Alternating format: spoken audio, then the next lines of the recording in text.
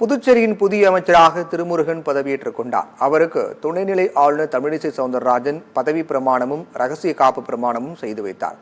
புதுச்சேரி அமைச்சரவையில் இடம்பெற்றிருந்த அமைச்சர் சந்திர பிரியங்காவின் செயல்பாடுகளில் அதிருப்தி ஏற்பட்டதன் காரணமாக முதலமைச்சர் ரங்கசாமி அவரை கடந்த அக்டோபர் மாதம் பதவி நீக்கம் செய்தார். இதைத் தொடர்ந்து கடந்த 4 மாதமாக புதிய அமைச்சர் நியமிக்கப்படவில்லை. இந்நிலையில் கடந்த 1ஆம் தேதி காரைக்கால் வடக்கு தொகுதியைச் சேர்ந்த என்ஆர் காங்கிரஸ் எம்எல்ஏ திருமுருகன் புதிய அமைச்சராக நியமிக்கப்பட்டார். இதற்கு குடியரசுத் தலைவரின் ஒப்புதல் பெறப்பட்டு அரசாணையும் வெளியிடப்பட்டது. இந்நிலையில் ஆளுநர் மாளிகை வளாகத்தில் நடைபெற்ற பதவியேற்பு நிகழ்ச்சியில் திருமுருகன் அமைச்சராக பதவியேற்றுக் கொண்டார். அவருக்கு துணைநிலை ஆளுநர் தமிழிசை சவுந்தரராஜன் பதவி பிரமாணமும் ரகசிய காப்பு பிரமாணமும் செய்து வைத்தார்.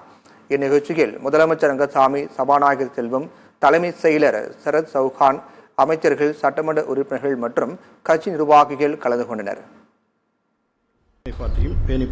இந்திய ஒன்றியத்தின் புதுச்சேரி ஆட்சி பரப்பின் அமைச்சர் என்ற வகையில்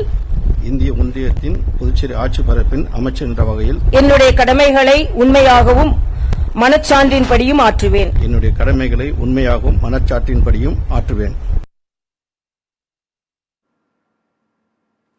அமைச்சராக பதவியேற்றுக் கொண்ட திருமுருகனை சட்டப்பேரவை அலுவலகத்தில் உள்ள அறையில் முதலமைச்சர் ரங்கசாமி அமர் வைத்து வாழ்த்து தெரிவித்தார்.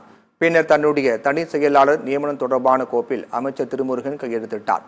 இதையடுத்து செய்தியாளரும் பேசிய அமைச்சர் திருமுருகன் தன் மீது நம்பிக்கை வைத்து அமைச்சர் பதவி வழங்கிய முதல்வர் ரங்கசாமிக்கு நன்றி தெரிவித்துக் கொண்டார். மேலும் காரைக்கால் மாவட்டம் பின்தங்கிய மாவட்டமாக இருக்கிறது என்றும் இதனை கருத்தில் கொண்டு காரைக்காலுக்கு தேவையான அனைத்து திட்டங்களையும் கொண்டு வந்து முதன்மை மாவட்டமாக மாற்றுவேன் என்று உறுதியளித்தார். காரைக்கால் மாவட்டத்தில் பல்வேறு துறைகளில் ரொம்ப பின்தங்கிய நிலையில் இருக்குது.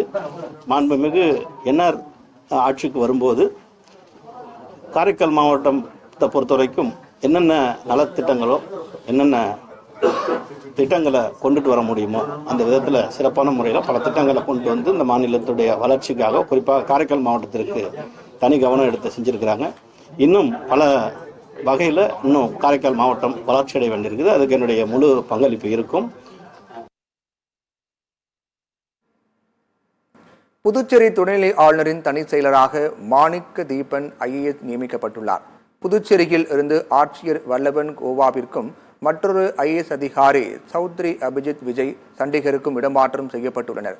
இவர்கள் கவனித்து வந்த பொறுப்பிலிருந்து கடந்த 11ஆம் தேதி விடுவிக்கப்பட்டனர். இந்நிலையில் இவர்கள் கவனித்த துறை வகித்த பொறுப்புகள் பிற IAS மற்றும் PCS அதிகாரிகளுக்கு ஒதுக்கப்பட்டுள்ளது.